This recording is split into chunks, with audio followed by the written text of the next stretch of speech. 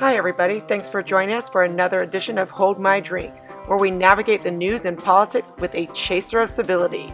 I'm your host, Jen, inviting you to grab your favorite beverage, sit back, and imagine with us how to create a new American identity together.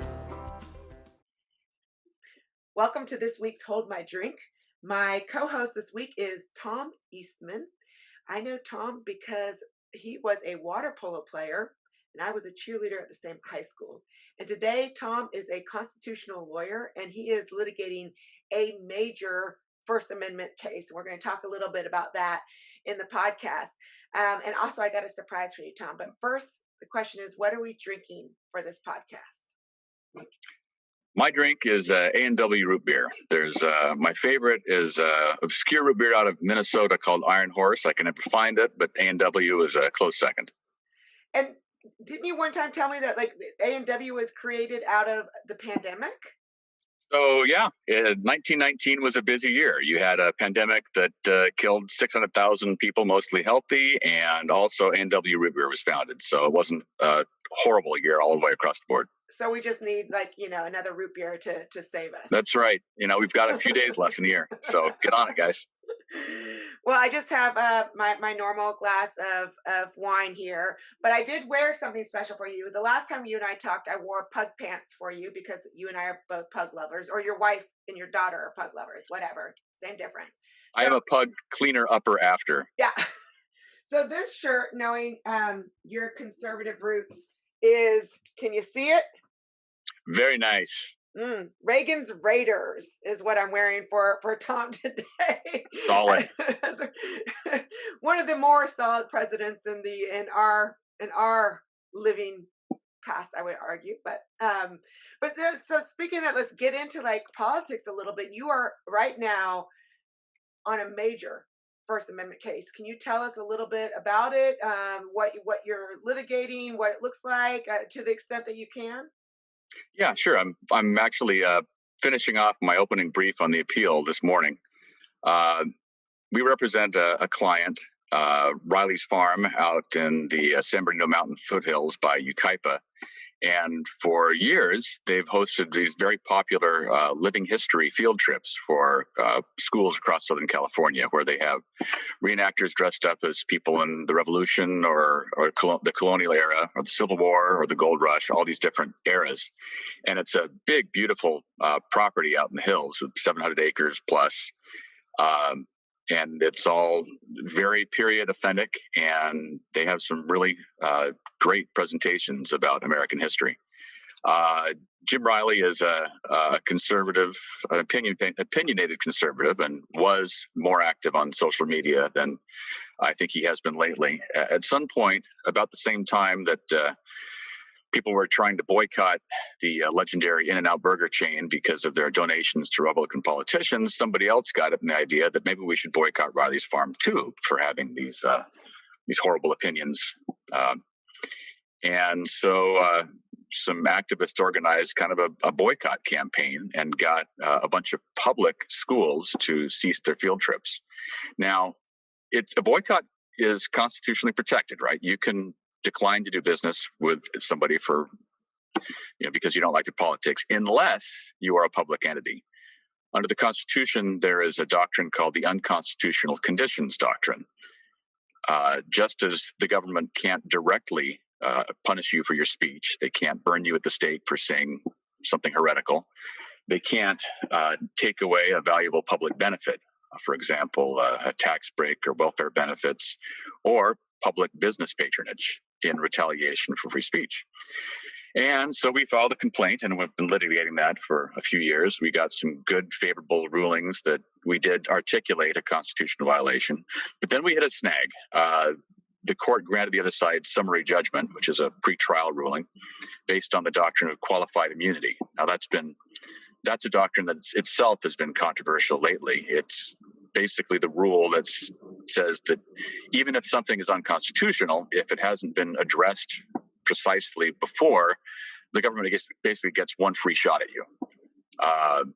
That has come up in a major way in connection with the recent police misconduct business. Because of course, there's so many different ways the cops can mess you up that, well, I mean, there was one Supreme Court case which we're actually citing where they've dialed this doctrine back a little bit. A prisoner had been kept in basically a cell up to his ankles in crap, with crap in the sink, on the bed, everywhere. And the the Court of Appeals said, well, yeah, it's pretty bad that you're keeping a prisoner for several days in a crap-filled room, but there's never been actually a case like this before, and it's not precisely certain whether the exact number of inches of crap on the floor that's allowed before it becomes a constitutional violation. Supreme Court said, yeah, that's a bit much. It's pretty obvious. And so that's, our take is that the constitutional principle here is clearly established, and this qualified immunity rule won't apply. Okay, so let me make sure that I understood you with the qualified immunity, since you're the lawyer and I don't have any legal background. Is that if there isn't any precedence for such a case, that they can kind of say, hey, until we figure this out, like, that's good. We recognize your case, but we're going to give you a free pass on this one because we just don't have any precedent. Did I Yeah, and the doctrine itself has been taken, I think, too far, but the court in our case took it even farther. There is the rule that says that if a constitutional principle is clearly established, then just because the violation occurs in a different factual context, that doesn't give you qualified immunity. For example, if, let's say, you get a sneak preview of my brief here. If a vendor to a mosquito abatement district in California had said something that local mosquito czars didn't like, the agency wouldn't be entitled to constitutional or to qualified immunity just because the last case involved a cotton pest abatement district or a flood control district. It's these external incidents don't matter. It's if the principle itself is clearly established, then then there's no qualified immunity. Where it gets ticklish is in the context of policing, where the degree of force that's reasonable in making an arrest, or the amount of suspicion that amounts to probable cause, it's kind of the subjective variable view. And so there are some arguments that that there does need to be some example of that particular misconduct being previously ruled to be unacceptable. But where the principle itself is clear and established, and it definitely applies, just because there isn't an exact match on the case law, that's not supposed to be qualified immunity. So we're pretty confident about how we'll do there. Well, let me make sure I also understand the case. So we've got a farm, and it's one of those places that we used to all go to for field trips to see a reenactment of something cool, like the Civil War, Revolutionary War, whatnot. So it's a place of history, and the owner of the farm said some things that were conservative, and the school district said, "What? We don't like our kids going to conservative places." What was the actual complaint? That was basically the complaint. There was one thing where he sort of poo-pooed the concept of white supremacy as being the province of 3 or 4 losers in Arkansas, whereas Louis Farrakhan, who is really a blatant black nationalist, is he's acceptable in quote polite society. He can be photographed with future presidents. What he said was it's within the realm of, I think, what would pass for the bounds of general civic discourse. And I think he said that one of the things that really frosted him was that he said, I just realized going to my high school reunion that I may be the last generation born with just 2 genders. I mean, it's not like he's saying we should reinstitute slavery or something like that. These are things which people, I think, will say and they shouldn't have the hammer of government come down on them for that. And to be clear, this is not anything that was said in the context of the field trips. This is on his own social media, on his own time. There's no indication that anybody thinks this is the district speaking and that we have to disassociate ourselves from that. Right. So it would be one thing if, I decided if I found out that my kid was going to Riley Farm for a field trip and I held them back that day because I didn't like him, that would be okay. But it's another thing when a whole public school district, something that's government run, bans entirety it's patronage to Riley's Farm. Is that the crux of the? Yeah. The simplified version is that private citizens can boycott over politics. Government cannot. Okay. Well, that speaking of boycotting and freedom of speech and all that. I mean, I really want to touch on social media because that's such a weird area where should we regulate it? Should we not regulate it? And you said something funny the other day that is still cracking me up, and I'm still using it today. You called someone. You were like banned by Facebook for calling someone a like monkey spanker. What? There's a background to that. Okay, so a friend of a friend, I have a reputation, I think, for being fairly civil on Facebook and trying to see both sides of things and not hate people for having the wrong opinions. There are some people, some friends of some friends who have a sterner view of what should be allowed in discourse. And this one guy has just been, he'll just stalk me and just call me all sorts of things. And at one point he called me a shameless troll or whatever. And so, just riffing on Joe Biden's, I think he calling somebody a lying dog-faced pony soldier. I called him a pig-bottomed monkey spanker. I thought the irony was pretty clear, but whoever Facebook has running the show thought that was rude. And so I got a 24-hour warning, and it still shows up. I don't be naughty again, or we'll do something more. You've been warned. It's like a little white slip. That's what you got. Yeah, it's like getting a check on the board in Mrs. Rocchio's class, and if you get 2 checks, you got to stay after school. Uh-huh. I was always kind of like a rule follower, right? And so I only got 1 white slip at Mariners Elementary School for being across the yellow line of showing what part of the playground you could be on. Mr. Hughes nailed me, and everybody when I came back into class, and he was like, "Ooh, Eastman." Yeah, slippery slope, Eastman. Yeah, first thing I get a white slip. Next thing I'm going to be, Bernie Madoff. Right. Yeah. You're still working on that one. Calling us so we can find you a lawyer. Well, what do you think about the Constitution, social media, freedom of speech, in the intersection of all of those? Should we place some sort of regulation on social media? Because obviously we cannot control ourselves. I mean, I would love to say, no, we all just need to be nicer, right? Let's just be nice. But yeah, that's not going to work, right? So we can say, oh, we need to police ourselves or whatnot. But should we place some regulation on it for fake news? Or, Twitter's already putting out little things saying, fact check this, fact check that. Should we do that? Or should we just be like, look, y'all have to figure this out on your own, be smart? Yeah. So, first off, the First Amendment doesn't apply to private actors, right? I mean, you can decline to let somebody speak in your living room without breaking the First Amendment. The problem is, so let me analogize. In California, back in the 70s, when the concept of the shopping mall and the mini mall was new, California was a little bit different from most states. They ruled that malls were kind of becoming the equivalent of the public streets, the public square, and so people had to be allowed to engage in First Amendment activity on private property, even if it sort of was displaced in the public square. And I remember having a conversation in law school with a very economically liberal guy, and his argument was that it's not just that the poor are poor because the rich are rich. That's not, he recognized that that's not necessarily the case.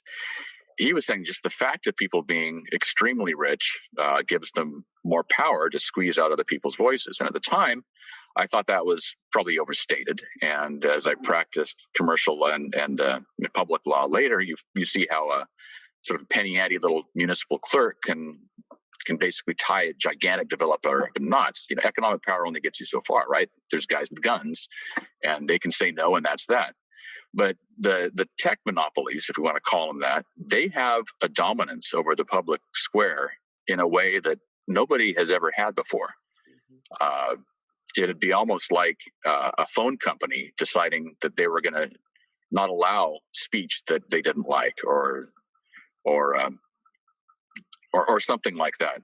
Social media has come to be such a huge part of our discourse that, especially when the people policing it are not exactly even handed in how they do it, right? Some things will get fact checked from one side, humongous whoppers will get allowed through on the other, and that distorts things. So we got to take a look at that. Uh, One of the possibilities is to start regulating them as public utilities, like the phone company Hmm. or the water company, and say basically you have to carry all traffic, uh, that meets certain basic, well-defined criteria. But having like some guy with a ZZ Top beard and a nose ring decide what's going to be allowed to, be kosher in the public discourse, that's too much power for one person to have. Right, right, right. Well, that, or even on the other side, right? Having a farmer in the Midwest deciding what someone in New York can and can't say. I mean, it's just like we've got the yeah. There needs to be some uniformity and a separate power. But then, does that power, who runs that? And would it depend on the administration, and would it change versus administration? And that brings me into where we're at now with Trump and Biden and Kamala and I mean, we've seen a lot of news lately on this whole like fake news or the voter fraud. And I would love to get your, I mean, it's become so hard to really find out the truth in social media. So let's take voter fraud and let's place that into kind of your paradigm of how we would deal with social media in your perfect world.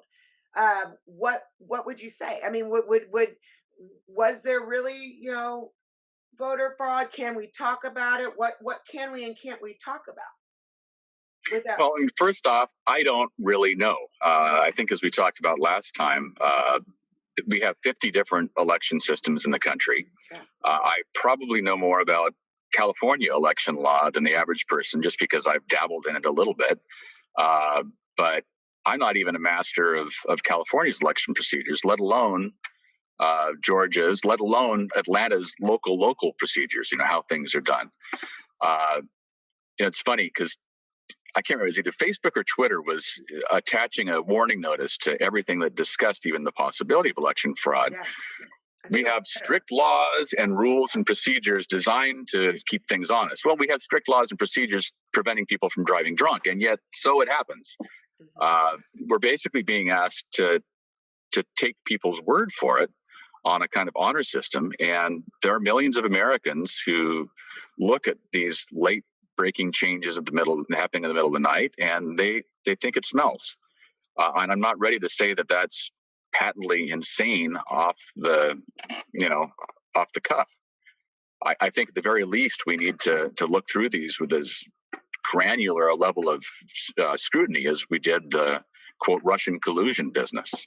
Mhm. A couple of years and tens of millions of dollars was spent on that. I think it's at least as important that we get at least that much confidence that this election was legitimate. And I don't think that calling people insane or conspiracy theorists immediately is going to help. I mean, there is some nutty stuff out there. I mean, there's like some patently, obviously made up stuff out there, and it's frustrating because that tends to tar the whole enterprise. And but if we set it as a rule that there absolutely can never possibly ever be any voter fraud, and to discuss that is to be crazy, that guarantees that there will be election fraud because people will do what they can get away with. That's really interesting. I think you make a really good point, and you are always so even-handed in social media, which is a gift, by the way. Uh-huh. But but let me ask you this, because I think really what it's about is really more about Trump than it is necessarily about voter fraud. It's this insistence from Trump and this kind of arrogance and haughtiness over social media. And then it's also a lot of people who follow him. So a lot of people, we talk about like a cult of personality around Trump. And so there's this concern that the specter of voter fraud will continue to last into the new administration, and it will cause discord in how we function as a government. So I hear what you're saying, that like if there was truly voter fraud, why wouldn't we? I mean, of course we would want to make sure that for not only for this election but for all future elections, that they're fair and free. But I think that there is a concern that Trump will use that as a way to kind of stay in and to generate his cult of personality and create discord and disharmony. What do you think about that? And or is that a concern of yours? Yeah, no, it's a real concern. It's interesting. When the first thing I heard about the possibility of irregularities in election wasn't from Trump. It was from a friend of mine on Facebook who is an accountant. He's like, "This looks really fishy." In fact, he said there was, well, we'll say feckery afoot. That wasn't his word. Uh, but Trump he is a unique personality, and while I don't think that the demon figure he's been made out to me is totally accurate, he's got some temperamental issues, and I think the concerns about a cult of personality are valid. One of the things that really rubbed me the wrong way during his and I think it was inauguration address was when he was listing all these problems that we had, and then he said, "Only I can fix this." Well, I mean, we're not supposed to be waiting for a man on a white horse, right? That's Right. for you know banana infested dictatorships to do. If democracy comes down to one person and only he can fix it, we're screwed anyway. We need to have at the minimum a band of brothers or sisters. Uh-huh. If we don't have a wide body of people who love liberty and love the Constitution and the way it helps people who disagree live together, one person isn't going to be able to do it. So yeah, no, I share that concern. His temperament is he brought some things to the table I think that were needed, sort of a contempt for sort of the cool kids, but he also brought some other things with that, which make his legacy complicated. We'll put it that way. What do you think? So a lot of people, when people say that Trump lies, and I agree with you. I think that some of it was overblown, and I think the media, like, I mean, the media loves dirty laundry, right? So I mean, it makes them money. But there are some really tough things. And you kind of already said he's a tough character, but the lies and that he kept all of his promises and that he did this and he did that and no one else did it. What are some of the things that you think that he really did do that were So, a great benefit? oh, go ahead. You got to finish Yeah, your yeah. sentence. I didn't know. Well, no. What was did do that was what? That was of great benefit. What do you see about Oh, Trump when you look back and you're like the Trump era? This is something no one else did. It was a good thing. Like what can you say about him that is redeeming? I guess is the I word. think the one thing that can be taken to the bank as a redeeming feature would be the Abraham Accords with some of the Arab countries in Israel. Hmm. Uh, his administration has brokered peace deals between more Arab countries and Israel than all of his predecessors combined, like multiple times over. I think we had, what was it, Jordan and Egypt before, and then they've been just popping up one after another. I mean, they celebrated Hanukkah in Dubai, for Pete's sake. That's huge. I mean, we're old enough, right, to remember. We even remember when the Cold War was something that was going to last forever. We thought that the Arab-Israeli conflict was going to last forever. I mean, these are things that people who don't have those decades of that being just like the environment. I don't think a lot of people understand how massive that is. I think another thing is he definitely has. I think he might have broken the stranglehold of what some people have called market fundamentalism on the Republican Party. There's this sense that the Republican coalition is going to have to be more working class than it has been, and I think there's going to be a sort of a tectonic shift in both parties as the coalitions get reshuffled, and Trump has gotten more, I think, minority members to vote for him than most of his predecessors. It'll be interesting. I mean, it's like what is it? Zhou Enlai supposedly said, but really didn't say about the French Revolution, right? What do you think about it? It's too early to tell. It's too early to tell. Joe It's and too early I. to tell about a lot of this stuff, but I see some seeds that if we don't blow it, these can blossom into something positive. I think they can blossom into something positive at the helm of someone positive. I feel like, I mean, I won't go down there. Let me ask you another question. What do you think about Trump? Was Trump really a Republican? Was he conservative? What would you Well, call him? You do? uh, If I had to say anything, I'd basically say he's Ed Koch from, the mayor of New York back from was it the 70s. Okay. He's a particular. I think he would be basically an old school Democrat. He does differ from Republicans on a lot of things, especially trade policy, and he's certainly a lot less warlike as far as let's go off and liberate the crap out of some hapless country.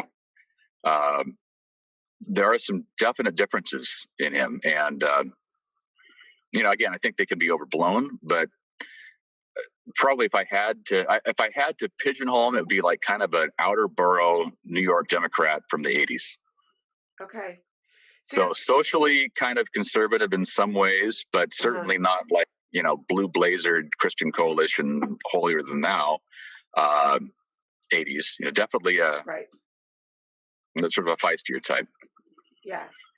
Yeah, and you're absolutely right with the election. I think what was surprising to most people is how much he actually. I mean, I believe he lost, but I was surprised with how much he actually won, and I was surprised by so much turnout, like you already mentioned, from the minority vote. But at the same time, I'm just a little bit concerned that what I'm concerned about is that he's broken the Republican Party. And I'm not even a Republican. I'm more of a conservative. But I'm afraid that there are those who are still kind of that would still follow Trump or call him their leader into the new year. I believe that those are kind of like crazies, and it's a threat to our democracy. So I'm worried about his legacy, and I'm worried about what that means for us in being able to come together in 2021 and beyond. Yeah, it's going to be interesting. There was that Lynn Wood attorney in Georgia suggesting that people actually sit out the Georgia election. I was just tearing my hair out thinking, no, that is the stupidest thing possible. Yeah. And you've got people who were talking about creating new states and packing the Supreme Court and just all sorts of radical crap. And it's like, you're going to risk that over, I mean, you can say whatever positive you want to about Donald Trump, but like I said, we cannot come down to depending on one man. Right, that's not how a republic works. It is supposed to be a team effort, and you don't add to a winning coalition by excommunicating everybody except this narrow little core of zealots. I mean, there's a place for zeal, but not zeal without knowledge. Yeah. And if you just can't be convinced to even think a second time about your strongest beliefs, you're not going to win.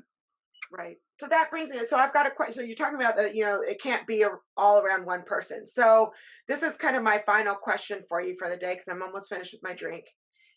So there's a lot of talk about authoritarianism on both sides, and it's fascinating to me because we're just kind of talking past each other, right? I mean, to people on the left or progressives, Trump is the ultimate authoritarian, right? I mean, he's kind of that cult of personality that I was talking about. And then on the conservative side, on the right, people are looking at the left and looking at these issues of freedom of speech and this quote cancel culture, and that's the ultimate authoritarian. We're moving into Marxism. I mean, which is worse? I mean, are we going in two different directions at the same time? What do you see as happening as someone who studies the law, so studies freedom of speech? I mean, which threat is worse?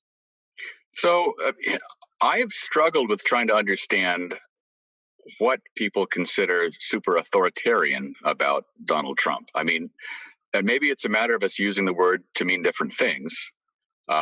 It certainly, I think he definitely engages in some arguably authoritarian aesthetic themes.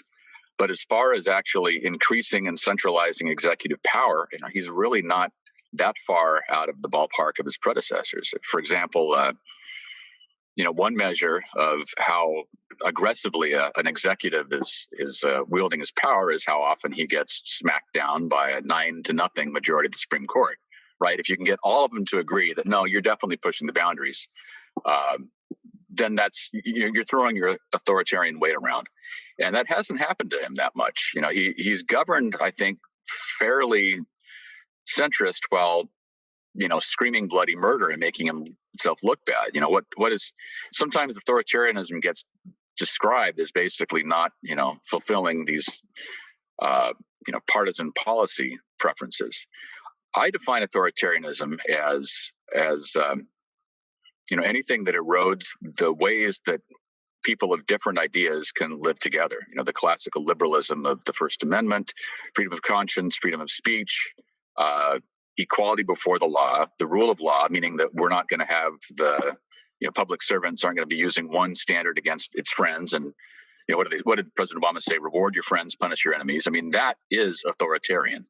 And if the supposedly neutral organs of government start working for one side, if the referees throw down their whistle and start throwing blocks for one team, that is authoritarian. I mean, we need to, as important as good rhetoric is, and I firmly believe, Lincoln is sort of a national god because he was able to articulate the American idea so well. Yeah. We need that. Yeah. And yet we also need to watch what actually comes out of the sausage making machine, right? The substance, is that authoritarian? Are we protecting the institutions that allow our republic to stay a republic to flourish? That's the question. Yeah. And I'm thinking we're not always doing such a good job of that. I mean, we get caught up in the rhetoric and in the, in the language and in the tribalism. Yeah, more and more there's this just win, baby sense. It's Al Davis and the Raiders, right? By any means necessary. That's authoritarianism. I think we talked about this last time. There was an essay that somebody wrote against murderism was, I think, the essay's name. And he was talking about how the institutions of classical liberalism, grew out of the aftermath of the 30 Years' War in Europe. The last of these just bloody, devastating religious conflicts where the population of some of these countries dropped by a third. So Europe basically said, all right, we need the way the author wrote it was we came up with this piece of remarkable alien machinery that allows people who disagree fiercely to live together without trying to hit each other with, flanged maces and war hammers. And let's not screw it up. Yeah. Well, speaking of not screwing up, so very final question for you. What do you think will be the new constitutional challenges in the next year, if any? So maybe I'm being optimistic, but I really do see qualified immunity getting revisited. And that sounds like inside baseball, but it's kind of like the hinge that ties all these different constitutional provisions together. Because, my client, Mr. Riley, is, he's a brave and dedicated guy, right? But it's expensive and hard and stressful to wage litigation. Most of the time, people just roll over. And if there's not a real hope of a remedy at the end of this, if at the end of all this effort, a court is just going to say, well, yeah, it's unconstitutional, but hey, one free shot for the government. That's going to discourage even more people from, standing up to vindicate their rights. And if you can't do that, who cares what the formal rules are, right? Because it's all just a fiction. So Justice Thomas, Justice Sotomayor, and some others have made some noises about maybe we need to really rethink this qualified immunity business. And who knows, maybe our case is the one that, cracks the nut. Thanks, Tom, for having a drink with me. Cheers. Thank you for listening to this episode of Hold My Drink. Like or subscribe to the show and check out the show notes for links to source material and to our website where you can find what each of us is reading every week, different news with different views. If you have a topic that you would like us to explore, drop us a line. And join us next week as we say, hold my drink, and the conversation gets real.